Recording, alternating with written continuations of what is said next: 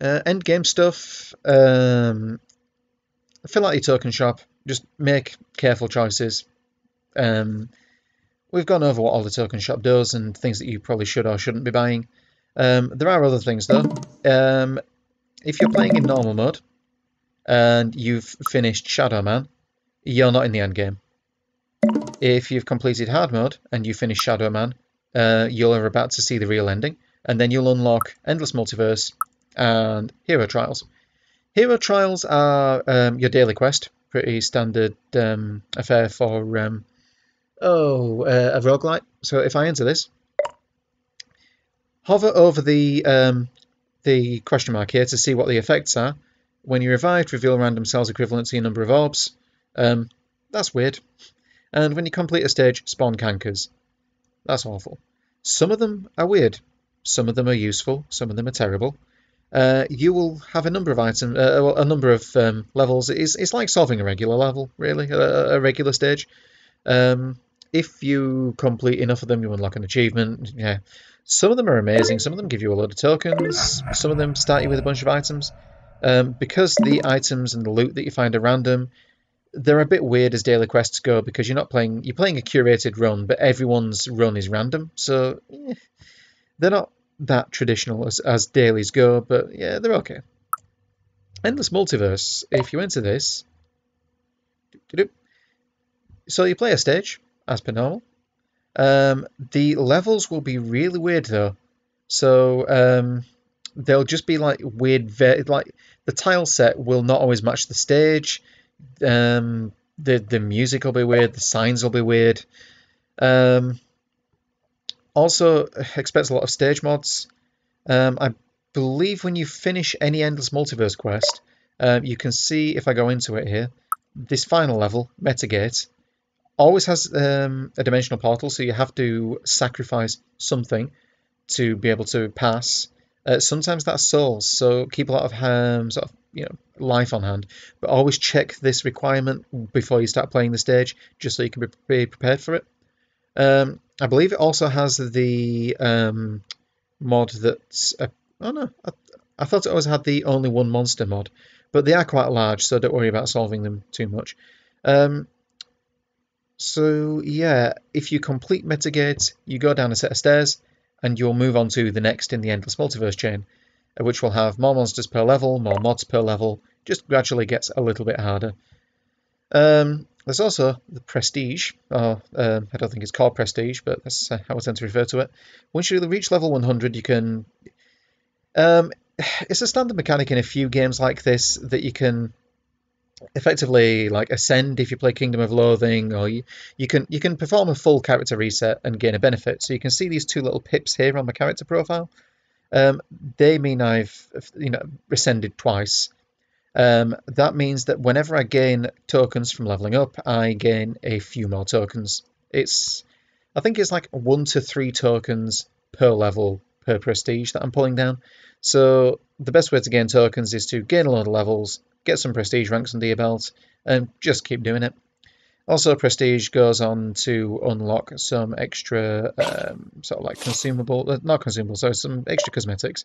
So like Minotaur unlocks at level 2, so it's like prestige 2 at level 35. Just that kind of thing. They're meaningless. I mean, there's a ton of these things. And there's a new Twitch avatar. But yeah, it's just a little bit of something fun there. I think that really covers most... Oh, yeah, there is another bit of an endgame thing. If I go into the token shop, I think it is. Is it? Or is it in the codex? It's in the codex. Yeah, so there's craft an heirloom. I'm going to have to come out of my quest. Silly. So if I abandon and then go into...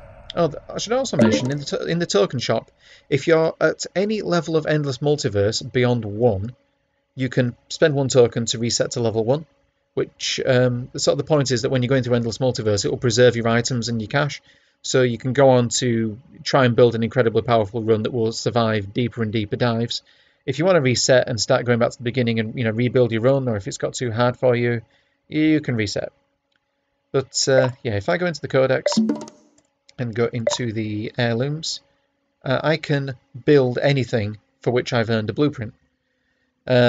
they will require you to build to have a certain number of items which appear up here, which are the artifacts that you generate from levels, or from you find in levels.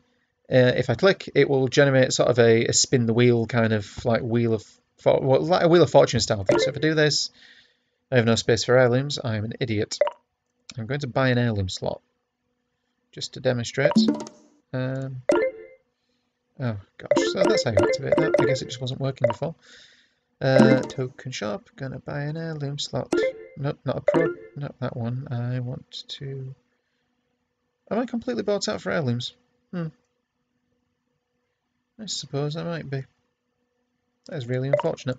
But you get a little spinning interface, and you can generate a crafter 4, that's why.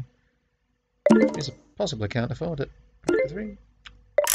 Nope, can't afford it. Yeah, but it's you can generate a number of heirlooms to pop into the slots, or you can sometimes generate an omen, which is the point of the hoarder, not the hoarder, sorry, the it is crafter. It sort of reduces the chances of you making something that sucks. Final part, probably worth pointing out, is the Beyond skill. You have to pay artifacts to enter. So if I pay like cactus con, then you can choose an emblem, which is sort of a modifier. Every one of these will apply some effect, but you will also generally generate one extra prize, or one extra item in your prize box. If I complete a Beyond quest, I get a prize box, which contains some stuff. There are, I think there are extra artifacts, there are divine variants of items, which is the only way to unlock divine. Well, you earn the ability to gain divine items by playing Beyond, and you can also get exclusive avatars only from Beyond, and you can also I think you get tokens and things. It's just like a loot crate sort of, but you also have to pay 5 tokens to enter. Beyond consists of 3 stages. Last one will be a boss, and 2 special stages, which I think are always a shop, meaning that you've only got 2 levels to generate loot, which means you're probably not going to be that overpowered. Although some of these can be great, like which one? Yeah, Cosmic Hysteria. Gain a random item from each category when you start the game. So you'll gain 1 consumable, 1 passive, 1 magic item, 1 legendary, and 1 omen. So you can get some great stuff by doing that, or you can get some really poor stuff. I mean, like one time I played and I generated Ouroboros, which is a magic item that switches the number of monsters for the maximum power of a level. So yeah, final level had 6 monsters and just solved itself. It was pretty great. Beyond tends to be difficult though, but the loot is good, so bear that in mind.